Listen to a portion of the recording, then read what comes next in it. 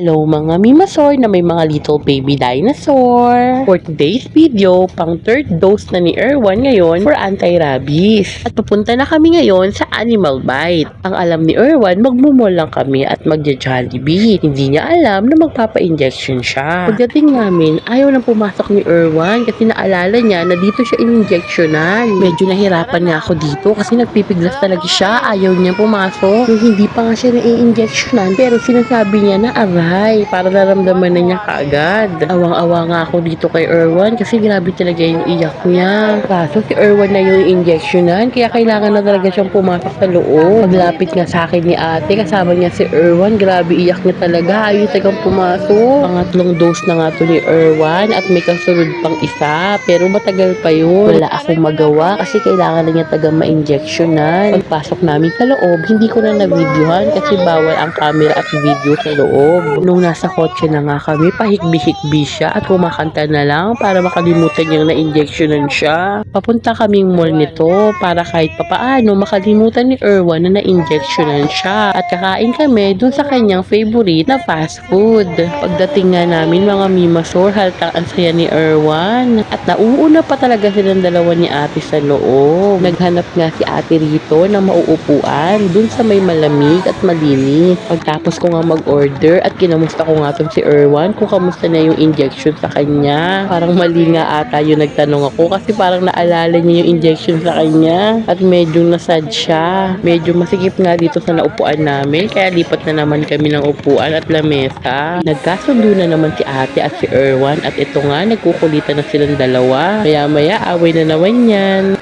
Sabi ko nga kay Erwan dito na ikis niya si ate. Kaso nung kikis na niya, sabi niya baho kaya hindi natuloy yung kiss. Si ate naman kasi, bakit hindi naliligo?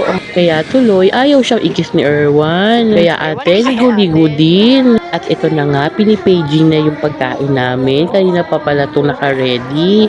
Di namin napansin kasi puro harutan. Nung nakuha na nga ni ate yung food, etong si Erwan tuwan-tuwa. Ibang-iba talaga yung ngiti niya. Kinikilig ang bata. Kala mo hindi siya na-injectionan. At ito, nag-start na nga silang kumain ni ate.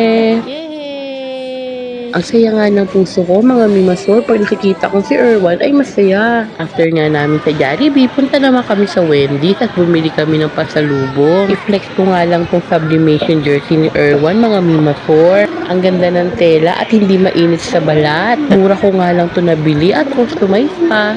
Pwedeng lagyan ng pangalan, pati ng number. Kung gusto niyo ng ganito mga mimasor para sa inyong mga little baby dinosaur, i-add ko ang link dito. O siya mga mimasor, hanggang dito na lang ang video natin at umiyak na si Erwan. Paalam!